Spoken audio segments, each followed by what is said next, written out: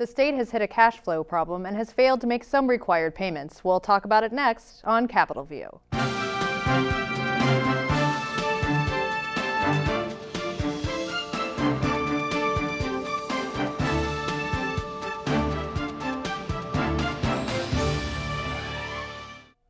Good evening, and thank you for tuning in to this week's edition of CapitolView, the show where we talk about Illinois politics and government.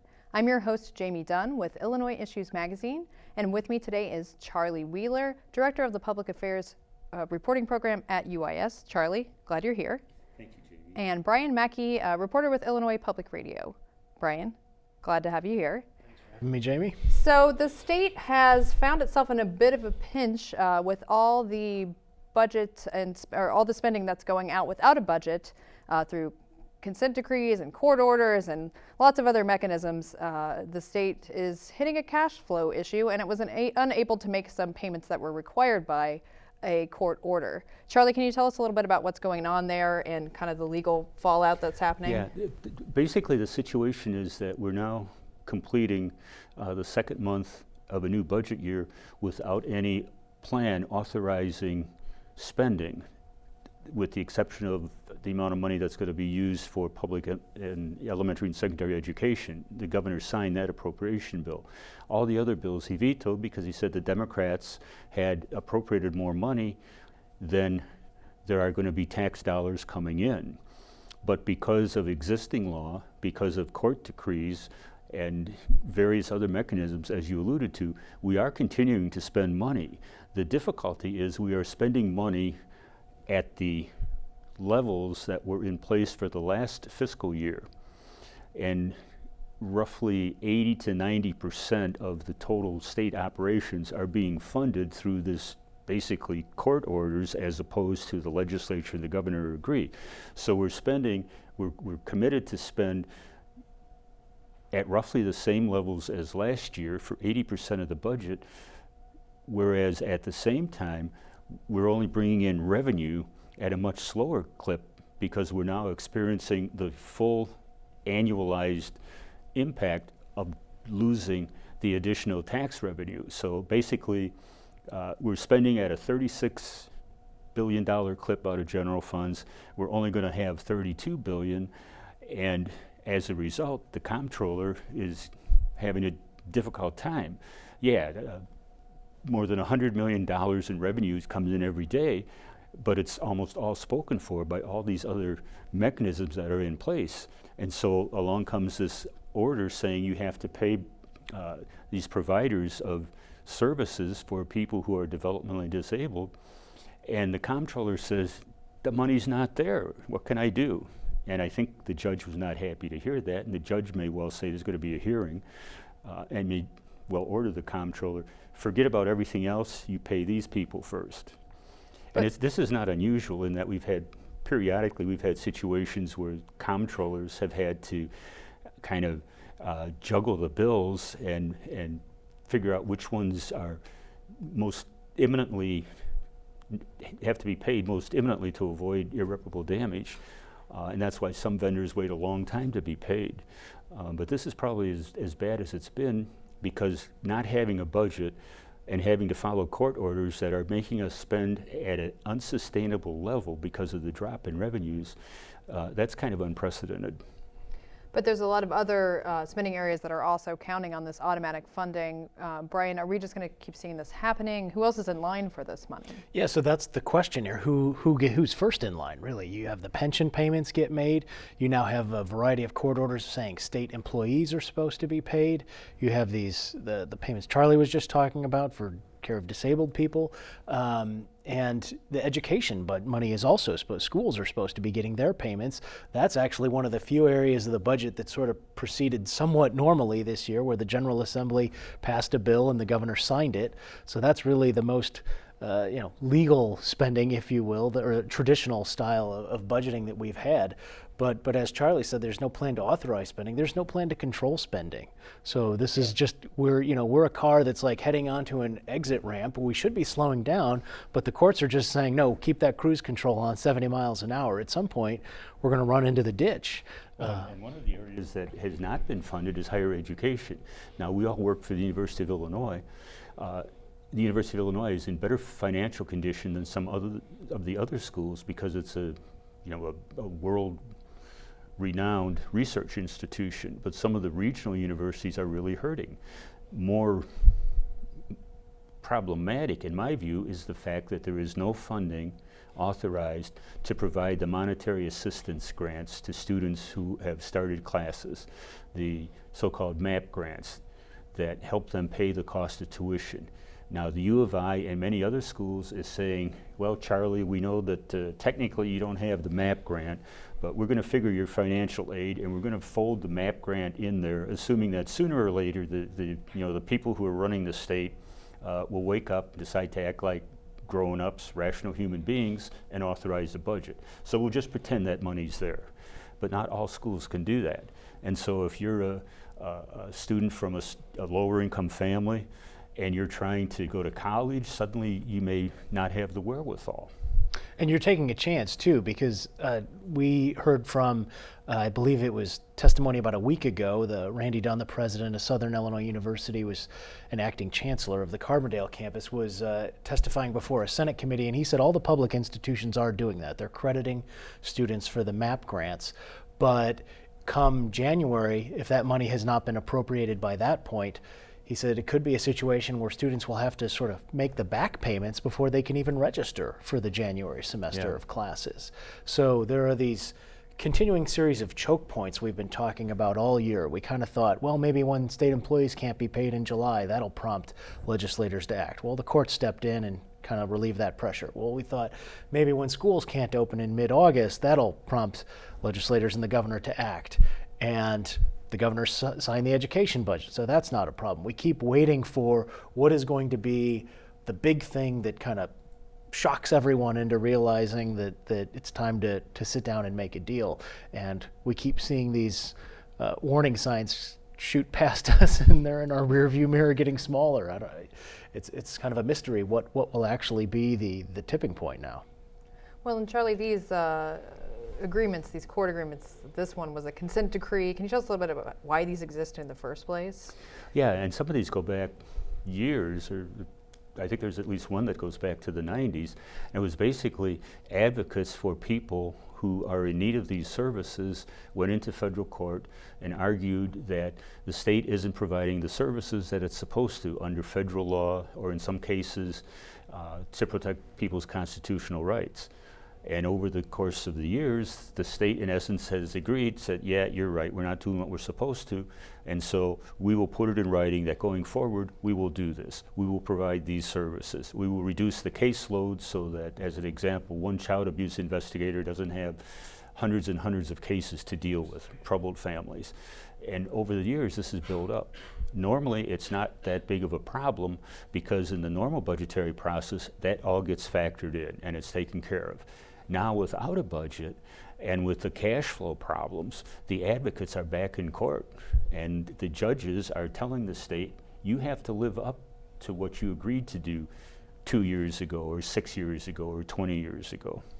As Brian pointed out, though, there have been a lot of things happen with this budget that we've all been kind of surprised by, thinking that certain things would take place that didn't. Charlie, is there any workaround here? Is there any way the state could address its cash flow issues without trying to reach some sort of budget deal, or is this going to be the thing that could push a budget deal? I'm not really sure. I mean, had somebody asked me, 4 months ago, would we be here today, I'd say no way.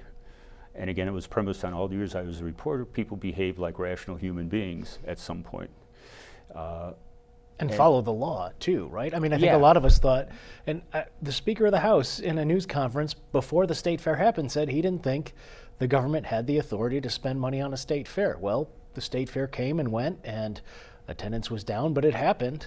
So, I mean, there's a lot of things I think the counter argument was that somewhere in the statutes there's a line that says the state should put on a fair in Springfield and in DuQuoin. Right. And so that's what they seized on.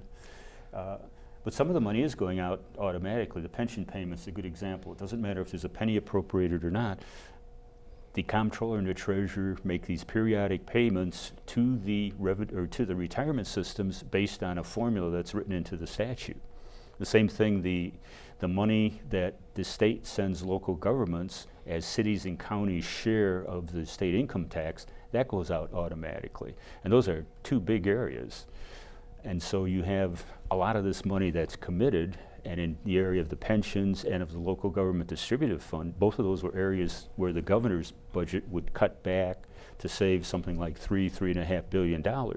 But because there was no action, those payments are going at the higher levels. And so it's a matter of, you have these converging lines, you have the spending here and the revenues are here, and sooner or later the gap becomes unclosable. I don't know if that's a word or not, but That's okay, we'll take it. and another thing that occurs to me in terms of what has to happen, Tuesday, if I'm not mistaken, is September 1st. That's the first day that people who want to be in the legislature next time around can start circulating petitions for the primary. Now, those signed petitions have to be filed by the end of November, after Thanksgiving. So it occurs to me, maybe the next opportunity, and heavens forbid that it goes this far, will be after the primary filing season is closed, so that I as a representative will be less skittish about doing what everybody acknowledges has to be done, and that is increasing the state's revenues.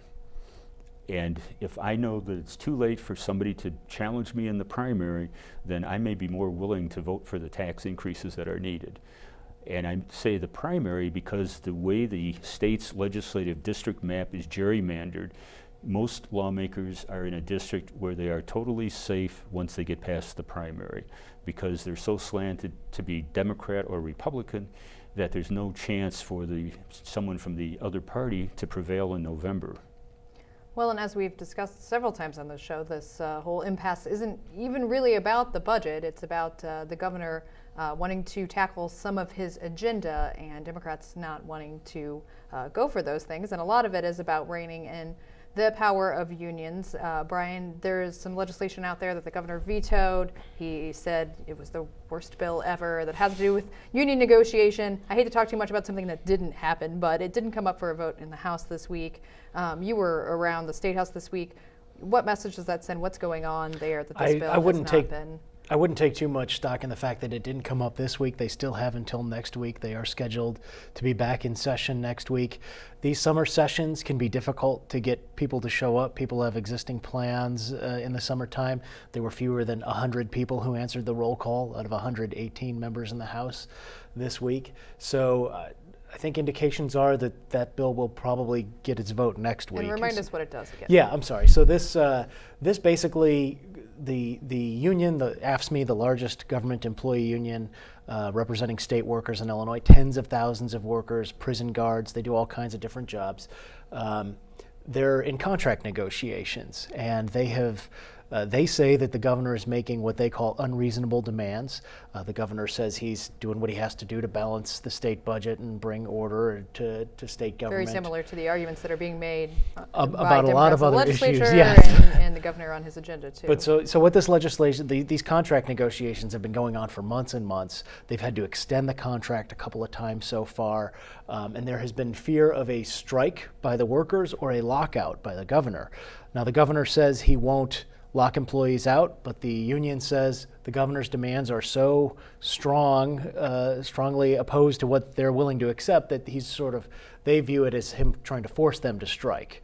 And this is a Governor Rauner, when he was candidate Rauner a few years ago, said he cited favorably the action that President Reagan took in the 1980s when the air traffic controllers struck. That was an illegal strike at the time, but President Reagan used the opportunity to fire all of the air traffic controllers and bar them from future government work. So the union sees this. They're pretty nervous about Governor Rauner, and this legislation, what it would do is, instead of if an impasse were to happen, it would let an arbitrator come in and sort of take look at what both sides were offering and kind of try and come up with a best solution to the bargaining process. And so the governor vetoed that. He doesn't like it. He says it takes himself, the one statewide elected official who's in the room negotiating this, out of the process. Democrats say that no, the governor has too much power in this negotiating process, and they view this as bringing a sort of balance. The Senate managed to override the veto. It even did get a single Republican vote in the Senate from Senator Sam McCann, who's from south of Springfield. He's got a lot of state workers in his district. So the question is whether it'll be overridden in the House, whether you might get any Republicans breaking with the governor to vote for it in the House. And if that'll happen next week, I believe is kind of the end of the timeline for when that can happen, though. Yeah, and to me the interesting thing is we've had collective bargaining for public workers in Illinois for, I don't know, like 30, 40 years, and the unions have never felt the need to present this kind of legislation. The existing collective bargaining law provides for this type of binding arbitration for certain workers, for like police, fire, prison guards, I believe, so they can't strike and they can't be locked out. And what it says is that I'm the governor, here's my best offer I'll make to the union. Jamey, you're speaking for the unions, here's the offer that you put on the table. Brian is the arbitrator, he decides between those two positions and says, okay, I'm with the governor, I'm with the union. This is kind of an oversimplification, but the theory behind it is I'm not going to be too radical for fear that you seem more reasonable to the arbitrator. And conversely, you're not going to be too radical. You're going to kind of temper your proposal so that you have a chance of being chosen. So the advocates say this process, which is very common in the private sector, to settle disputes, this process brings the sides closer together. And it also avoids a strike or a lockout. And as I say, we've had collective bargaining for a long, long time, and organized labor has never felt the need to have this kind of legislation because they've always felt in the past, whether they were bargaining with a Jim Thompson, a Jim Egger, a George Ryan, even a Rod Blagojevich, that they were bargaining with someone who was reasonable and who was not committed to their destruction. And I don't think they have that confidence about Governor Rauner. I think they very much believe that Governor Rauner would like to do away with unions.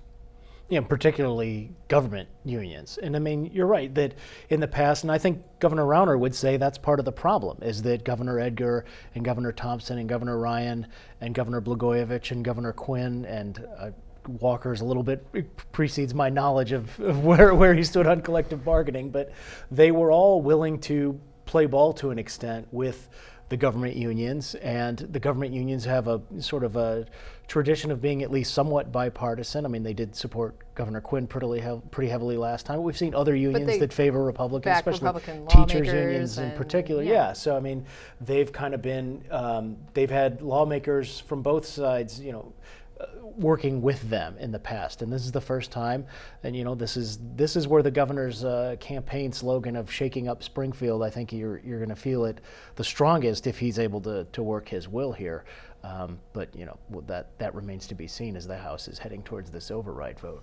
Well, it's interesting because House Speaker Michael Madigan has said publicly, "I have the votes for the override," and so in some circles, and I guess I'm including myself in this, Madigan in essence says, here is an opportunity, here's a window for us to sit down and be reasonable, and if not, we're going to override you and it's going to go to binding arbitration.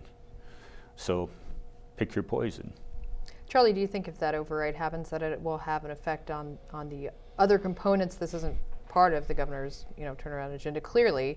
Do you think it will entrench the sides more, if that's possible, on the other things that are being considered? It's hard for me to foresee what's going to happen, because usually when I talk about this kind of stuff, I start with the premise that people are going to act as reasonable individuals.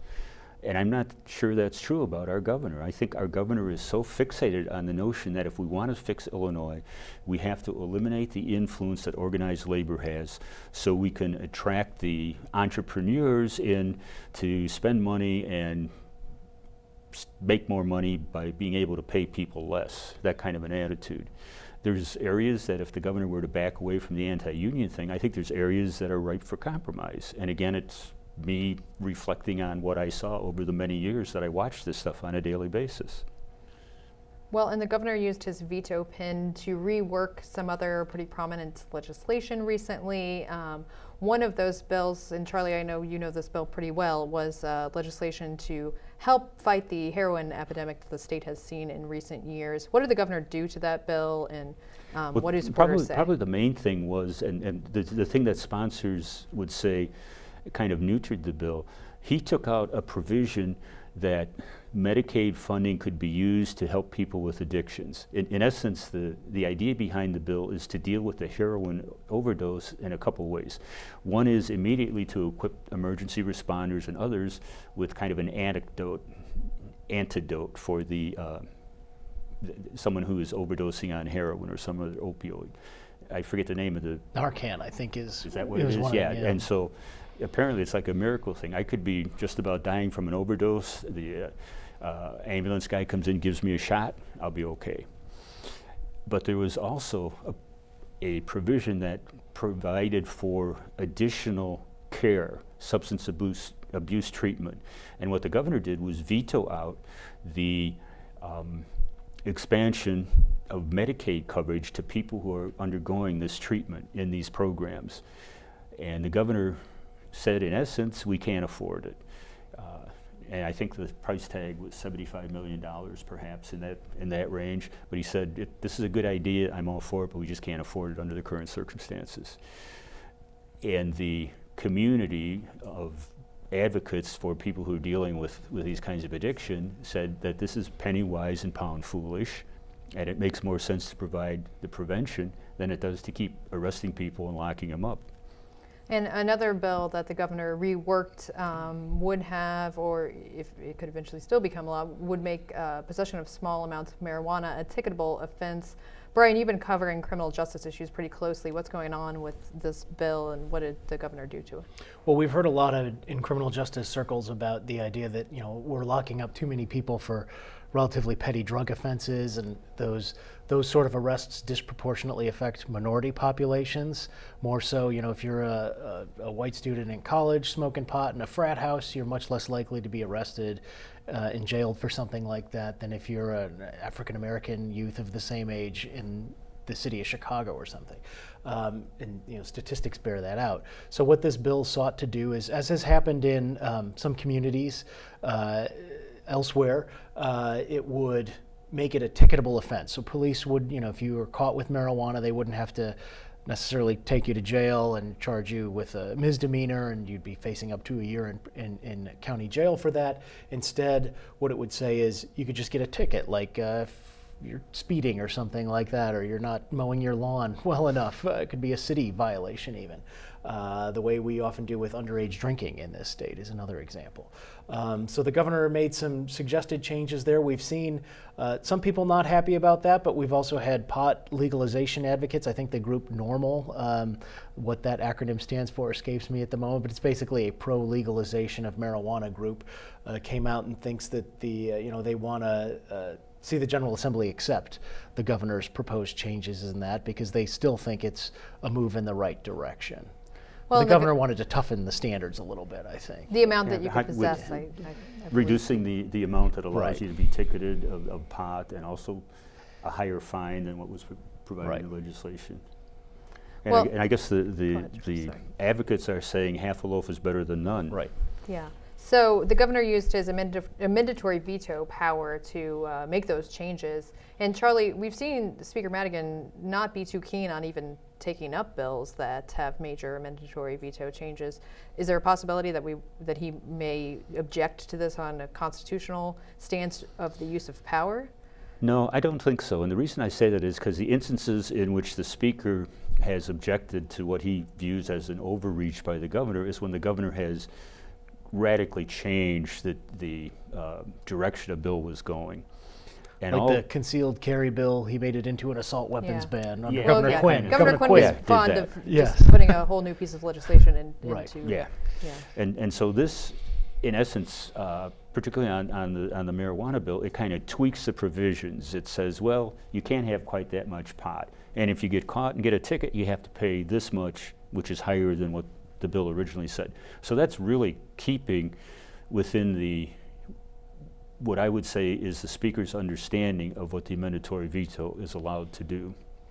The House had a hearing this week on municipal bankruptcy, and Brian, you covered that. Can you tell us a little bit about what the conversation was there, and are we going to see cities declaring bankruptcy soon, or? That's the question, right? Some of the biggest, we pay a lot of attention to the state pension problems in Illinois, but there are a lot of small communities and big communities, frankly, that have individual pension funds for police and firefighters, and they are facing the same kind of pension funding shortfalls on a smaller scale, but big if you're a small budget city government.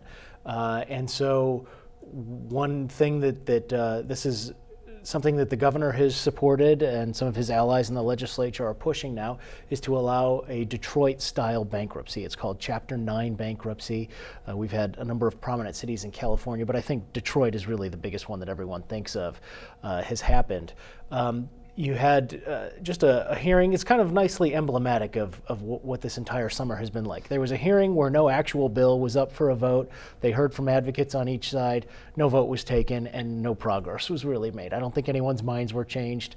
They're just kind of treading water. So the main arguments for this is the advocates say this is something where a mayor of a town could say in union negotiations, say with the local firefighters union, look, if we need you to take some wage concessions or do a few givebacks or something like that, or we're going to have to declare bankruptcy in this town. And that would be a sort of a sword of Damocles hanging over the entire municipality.